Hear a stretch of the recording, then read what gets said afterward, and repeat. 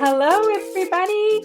I am here today with Dr. Newton from the Alberta Science Network, and he is going to be helping us with some questions that we've been asking over the last little while. So I am going to get started right away. We're going to get to know a little bit about Dr. Newton before we go ahead and answer some of the questions that everybody has submitted. So my first question for Dr. Newton is, when did you know that you wanted to study science? Well, I get that asked all the time. And to be honest, I don't think there was a specific time from one day to the next. I didn't wake up one morning and say, you know what, I'm going to be a scientist for the rest of my life. That's really not how it went. And you know what, to be honest, even for my scientist friends, they don't experience it that way either. Instead, usually what happens is when we're kids, we're very interested in lots of different things. We're very curious. We wonder about stuff. And as we grow up, some of us, start to do other things, but some of us keep that curiosity. We stay interested. We want to know how everything works. And so when I went to high school, I started learning about biology. So that's the science of living things. I started learning about chemistry, which is how you make potions, how you mix things together to make something new. And I also learned about physics. Like, why am I not floating around in my office right now? Why am I sitting down with my butt on the chair and not going anywhere, right? That's because of gravity. But someone had to figure that out. Someone had to sit down and think about this. How does that work? Why is there gravity, right? So those are things I started learning about in high school, and that made me think, wow, this is something that I find so interesting. I want to know more about. So I started deciding what to do after high school. So I decided I wanted to go to university to learn how to become a scientist as a job. I love that it started with the questions that were Mhm. similar to the questions that we're going to be asking today, They're the right? same So, questions. our next question is, how long have you been working as a scientist? Well, it depends what you mean by working as a scientist, because I think that, when you're doing any kind of research, whether it is baking bread and changing your recipe a little bit, it's kind of like doing an experiment. And to do that, you have to more or less think like a scientist. So in that sense, most of us are kind of working as a scientist all the time. But if you mean as a job, I've been working as a scientist for over 10 years. But then even when I was doing my graduate studies at the university, you're also doing research, which is essentially like a real science job. So in that case, it's a lot longer than 10 years and probably closer to 20 years. Tell us a little bit about your area of expertise. So, what field of science do you explore the most? So different scientists specialize in different things. So they have their own expertise. And that can be in very different fields. Some scientists study outer space. They're called astronomers. Some scientists study gravity. Those are called physicists. And there's lots of other different types of scientists. And the type of scientist I am, there's a few names that I carry. One of them is a biologist. That means I'm a scientist that studies living things and how living things interact with the world around them. But more specifically, because I don't study all living things necessarily, I like studying insects and mites. So not mice that go peep, but mites, which are tiny little critters, really, really small, that look like little spiders. They have 8 legs. And so I'm the type of scientist that's called an entomologist, because I study insects, and an acarologist, because I study mites. I am very curious about all of the cool things that we see behind you in your office. Can you tell us a little bit about what you've got in your office? Sure, there's lots of stuff in my office. So this obviously is not my laboratory. This is not where I would do my research, because when you do your research, you have to always think of your safety first. So there's lots of safety gear around. Everything has to be not cluttered. Everything has to be clean and clear so that we don't trip over anything. We don't hurt ourselves. We don't break anything. So this is because of the COVID-19 that we're in, a lot of us scientists are working from our home offices right now. So you actually get an exclusive view of what my home office looks like. And so what you see in the background here is lots of my Lego. So I have a lot of Lego robots or mechs that I like to build. And so they're on display. Behind me, I have all my books. So it's my own mini library. So when I want to look something up, I don't always have to go to the internet for that. I can look through my books where I know the information is that I need. And sometimes that's much faster actually than looking up on the internet. Plus, some books have sentimental value to me because I learned so much from them that I really love those books and I would like to keep some of them around. Now, in the back there, that would be harder to see. I also have some skulls. I have some dead tarantulas in the back there. And I have some live tarantulas over on that side in the dark area. I've turned the light off right now because otherwise it'd be hard to see me. But I have my pet tarantulas there as well. Whoa, Oh, that's crazy. and my electronics up there that I like to play with. So my batteries and circuits and whatnot, and some board games over there as well. What is your favorite part about what you do, about your job? Mm. Well, there's lots of things that I like about being a scientist, but the main thing that I love is that I get to find answers to my questions. And that doesn't mean that you have to work as a scientist to do that. So I always like to tell kids that you don't need to work as a scientist to think like a scientist. There's three things you need to do. One is you need to be curious, and that means ask questions, wonder about stuff. Why does this work? Who did that? When did that happen? Right? So curiosity is number one. The second thing you need to do is you need to be willing to explore. And exploring can be different things. It can be looking under a rock to see what critters crawl away. It can be reading a book and learning something new, something you didn't know before. That's exploring as well. And us scientists, we do this all the time. We do a lot of reading to find out what people have already discovered. Last one, and this is one that many people forget, but I think it's a very important one. You need to be willing to share what you learn. So if scientists don't share what they learn, science couldn't work. So when we have to share what we learn, we write down what we discover. Let's say we do an experiment. We write down why we did the experiment, how we did it, and what we discovered. And then we share that with all the scientists around the world through the internet and through a magazine, a special magazine called a publication. And so someone in Japan, if I'm, for example, researching ants and I discover something here in Alberta about ants, someone in Japan that's working on the same type of ant can see what I discovered and take it to the next level, try to find something new. Awesome. So I'm excited to have you help us answer some questions that we got from some very curious kids. So we're going to go down the list and we're going to start with Amelia. Why is the sky blue? That's a very, very common question, not just for kids, also adults. And some adults don't even know why the sky is blue. So that's an excellent question. And that means that you did a really good observation, right? That means that you're using your eyes to look at the world around you, to see things, and your brain goes, wait a second, why isn't the sky red or black or anything else? Why is it blue? That's strange. It doesn't have to be that way. So the answer is a little bit complicated, but I'll do my best to explain. So when you go to grade 4, you actually learn about light and shadows. And even in grade 1, you learn about creating colors, if you remember that.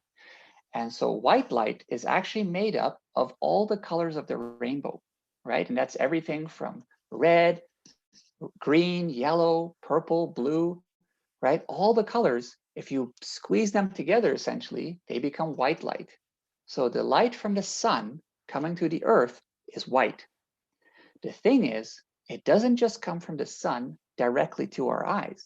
It actually hits something before it reaches our eyes. It hits the air around us. That's called the atmosphere.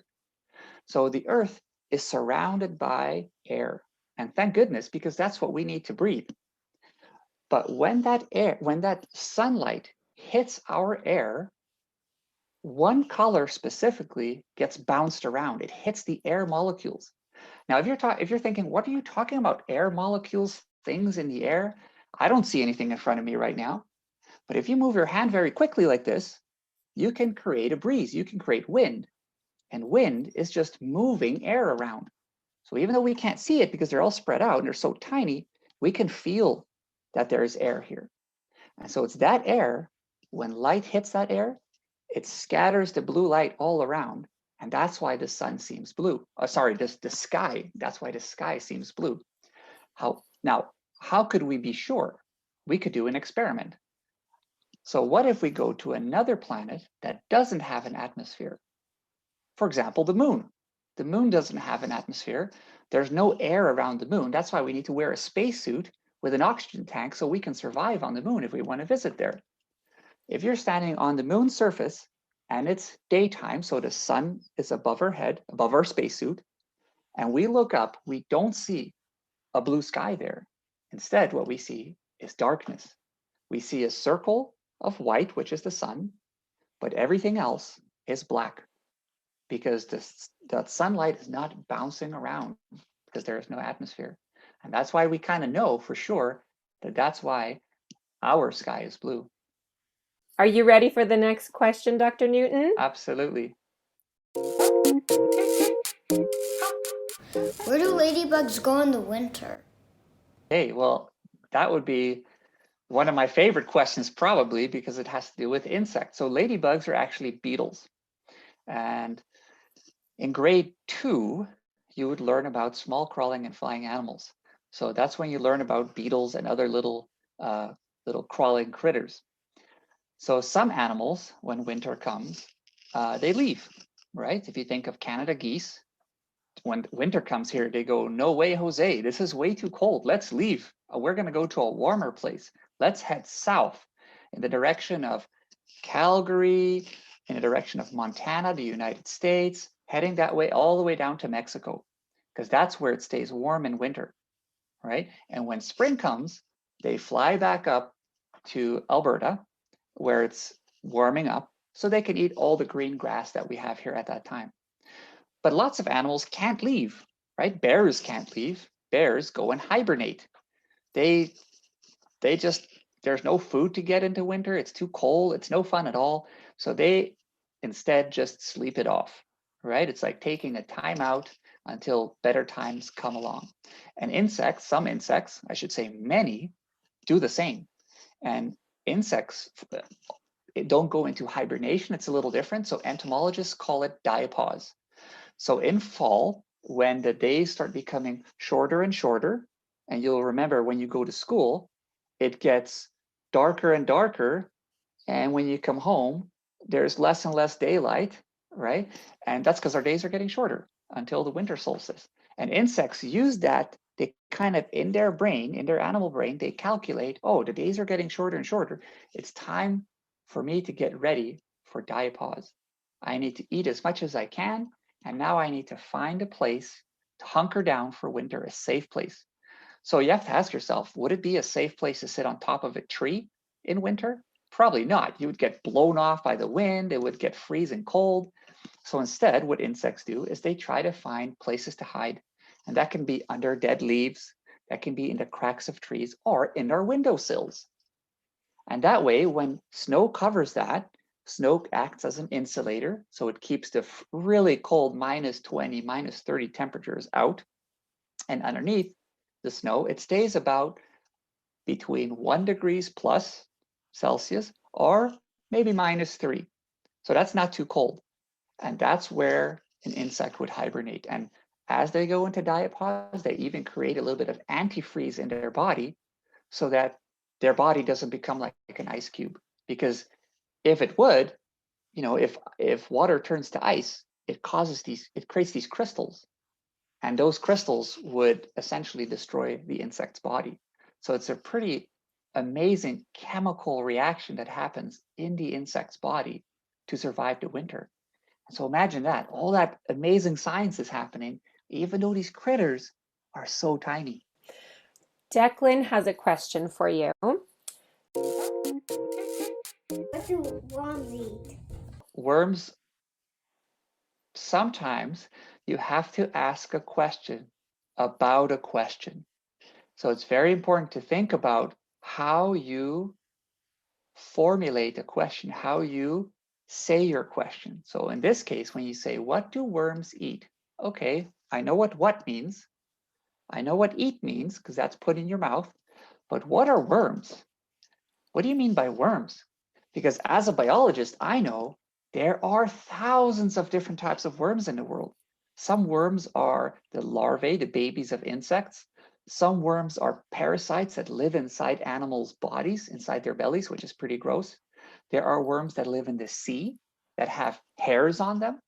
And there's worms that live in the soil. So I think, but I'm not sure, I think you mean an earthworm, like the one that we find in our soil here or in our compost bins. So I'm going to assume that your question is, what do earthworms eat here in Alberta? So earthworms are detritivores. That means they eat kind of rotting, dead things, mostly plant dead things. So not so much animals, but mostly leaves, essentially, leaves and little bits of root.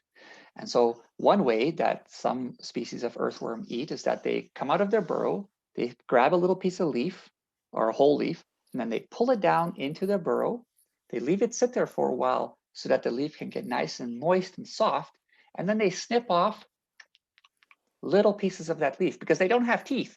They can't go like this, right? They just have lips. So they go pull a little piece off and digest it. The other very interesting thing about earthworms is that when they're burrowing, they don't have hands, they don't have claws, they're not moving soil aside like this. What they're doing instead, they're actually eating the soil as they're burrowing, and they can't digest the sand and the soil itself. But within soil, all soil that we have outside has bacteria and fungus in it. And those are things that that earthworm can digest as well. So the simple answer to your question is they eat dead leaves and they eat the bacteria and fungus that lives in the soil. Okay, we're going to move on to Peyton's question. How does the wind blow? Thanks for your question, Peyton. So I mentioned earlier that wind is actually just moving air, right? So we can make air move right in front of us just by moving our hand quickly. Another way we can make wind is by blowing, right? If you feel that, that's wind. So that's one way we can make wind blow. But I assume you mean wind outside, right? Big wind, lots of air moving. So the scientists that study that are called meteorologists. They study weather. They study how wind blows, how we can predict what temperature it's going to be tomorrow, if we need to be careful for a wind chill, if it's going to freeze, if there might be hail or snow or sunshine. Now, to answer your question, why does the wind blow? Well, it has to do with temperature. Air around us is hot or cold. And when there's a difference in temperature, the air starts to move. Specifically, hot air moves upwards. It wants to rise, and cold air wants to come down. So you might say, well, what do you mean by that? Well, during the day, of course, the sun is shining. So that sun is sending sunlight to the earth, and it's warming the earth. And so as the earth warms, it also warms the air right above the earth, right? And at night, the sun is gone and it cools. So parts of the earth all day long are being warmed and other parts are cooling off. So right now it's daytime where I am, so the earth is warming. On the other side of the planet, it's cooling. So now imagine where it's warming, all that air is warming up and wants to go up. And now there's no air left underneath. So that cold air from somewhere else comes in and moves in where the hot air is. And so it's that difference in warm and cold air that makes air move around, and that moving air is wind. That is so cool. And I think this leads into our next question really, really well. Our next question is from Lauren. So what my question is, so how do clouds get water to get to rain? So like how does it get into the clouds? We see rain all the time, right? Even in winter, sometimes you see rain if it's not too cold. So clouds are actually water vapor. So water is the liquid form that we usually see, right? If we drink some water, for example, here I have a glass of water. It flows down through my throat because it's water, right? Gravity's pulling it down. Now, if I were to freeze this in winter, let's say in winter I put it outside, or I put this in the freezer, it turns hard. So then it becomes a solid. But if we make it really hot, or if we just leave it a long time, right? If we make it really hot, it starts boiling, it becomes a gas. Or if we just leave it, let's say I leave my glass sitting here for hours and hours, then slowly the water will start to disappear as it evaporates and it becomes gas. So clouds are a lot of this water vapor, this water gas clumping together. So right now, right in front of me, there is water gas as well, but they're all spread out. They're not really touching each other. So my eyes look straight through them. Now, if you see clouds in the air, lots of those water molecules, those little water bits, are starting to stick together. That's why they're blocking some of the sunlight, right? Now, once they get too heavy, those clouds, when the clumps get too big, they start blocking more and more light and they start getting a darker color because they're not letting all the sunlight through anymore. And when they get too heavy, then gravity starts pulling too hard on it and those water droplets start falling to the ground. So essentially, rain is just clouds which are made of water vapor getting too heavy to stay up in the air, and they eventually have to drop some of their water molecules down to the ground.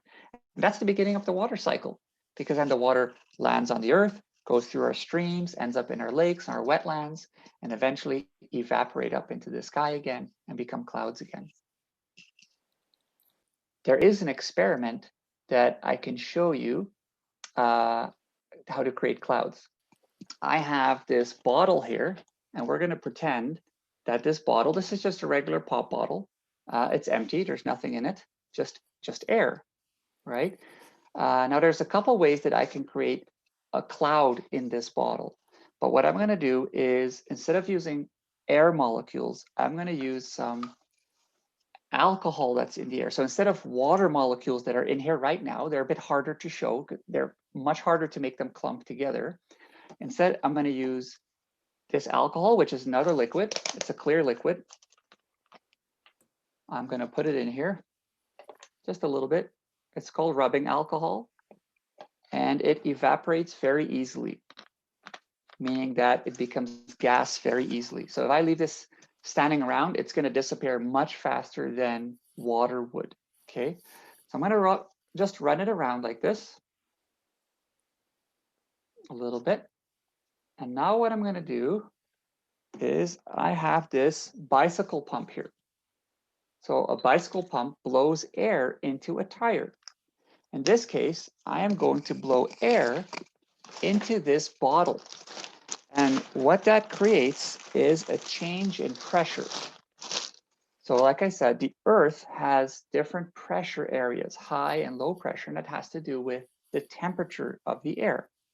So I'm going to pretend, even though, because we can't fly up into the atmosphere right now to show you what it's like. So instead, I'm going to pretend that this is going to change pressure, so change temperature. So I'm going to pump some air into this. So I'm increasing the pressure in here. There you go. So what I've done is I increased the pressure, and then I released the pressure. So I increased the pressure, which made the alcohol molecules that are in the gas that are floating around. I increased the pressure, so I pushed, they're all getting pushed together, and then I release it. If I press hard enough, they would disappear again. But right now, you can see them suspended in here. So it's all, so that's a cloud in a bottle. And if I take this off,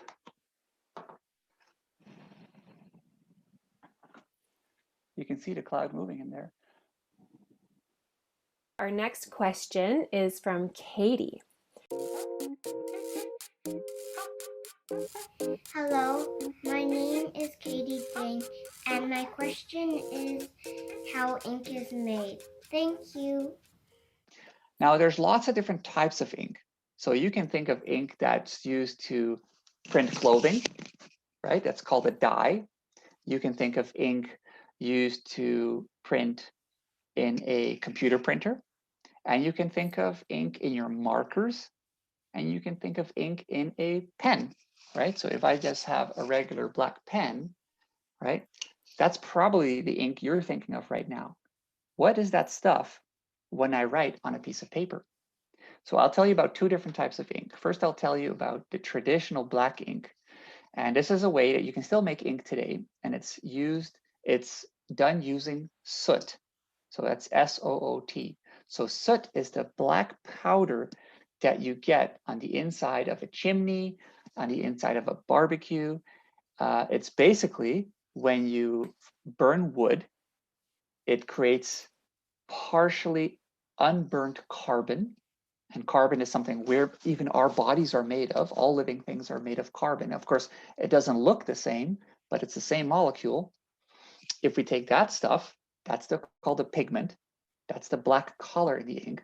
But now it's just powdery. You can't write with powder. You still need a liquid to be able to write with it, right? To spread it out. So for that, you can put it in some linseed oil, or really any oil will do, but linseed oil specifically is pretty good for it. Or you can use something called gum arabic, which is a resin that comes from a tree. So here in Alberta, we can go to any spruce tree and see that resin coming out of a tree. So all trees have resin, but some resins are more useful to humans than others. And so, for example, gum arabic is from a special tree that we don't have here in Alberta. But if we have that resin and we dry it and we grind it, and then we add some water to it, then it becomes kind of like gel. Think of a Jello. If you eat a Jello snack, it's kind of jiggly, right? Now, if it's hard to write with Jello because it's too jiggly. We need it to be a bit runnier. But if it's water, your ink would just run off the page. So you need something that's between runny and jiggly. And so gum arabic is the perfect kind of jiggliness to make ink. So if you put that with some water and some soot and you mix it together, you get a black liquid that you can dip a pen into and write. And so that's how traditional black ink is made. Now I mentioned there's another type of ink that I find interesting, and that's fruit ink. So you probably know if you go picking raspberries or even worse, blackberries, and you get those smeared on your clothes, it can stain your clothes, right? And that's because these fruits have really strong pigments in them, or dyes, right? The colors. And blackberries, they're called blackberries because they look black, but actually when you bite into them, you see it's actually a very dark purple. So a way you can make ink with fruit, specifically blackberries, you can take some blackberries, you grind them up in a little pedestal or under a spoon. You have to really mush them to get that dye out, that color out. Then you add some vinegar, white vinegar or apple cider, anything that's really acidic, very acid, that kind of taste that makes you go, right? When orange juice is really, really acidic, or lemons or lime, you put that in there because it keeps the dye from breaking down. Because over time, when sunlight shines on ink, it breaks down the pigment. So that acid is able to what's called fix the color. So keep the color good. So now you have some blackberries, you have some vinegar, you mix that together, you get something that's quite sugary and sour, sweet and sour. So a problem now is if you want to store that ink, it would start to rot. Bacteria would want to eat that sugar. So what you do to stop that is you also add a little bit of salt. And that salt keeps the bacteria from being able to grow in there. So blackberries, vinegar, salt, mash it up, mix it together, and you have blackberry ink.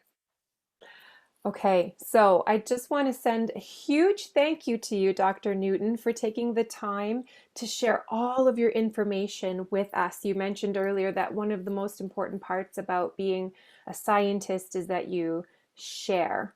So you're Share what you curious and you learn. explore and you share what you have discovered. So I am really, really appreciative of all the time that you have taken throughout your career to gather this information and then freely sharing it with us. We really, really appreciate it. And your answers have been so awesome. And I am actually really excited to go do some experiments now. So thank you for all of that. Well, you're very welcome. And I always try to tell students that, asking questions isn't a one-way street. When you ask me a question, first of all, as a scientist, it's my responsibility to share my knowledge with you. That's my job in the world. I have to get knowledge, right? And I share that knowledge, right? Other people have different careers that are just as important, right? Someone has to build my home office. Someone designed my awesome Legos that make me creative and enjoy my life. Someone has to grow my food, right? So we all have our own responsibilities in our careers. And in my case, it really is my job to share all the knowledge that I've gained. So that's one. But the other thing that I want you to be really aware of is that when someone asks me a question, it also gives me an opportunity to learn as well, because I can't think of all questions. We all have our own creativity, our own lives, our own observations that bring us interesting questions. So when students, kids, or adults, any other person comes to me with a question, it allows me to think about it, something new that I maybe hadn't thought about before. And sometimes I don't know the answer. Sometimes I have to look it up. Sometimes my answer is, guess what? Nobody knows in the world. We still have to do some experiments. We have to try to find the answer because no one's even thought of the question, right? So answering questions is also great for me because it offers me an opportunity to learn as well. So I really appreciate that too. Thank you for all your questions.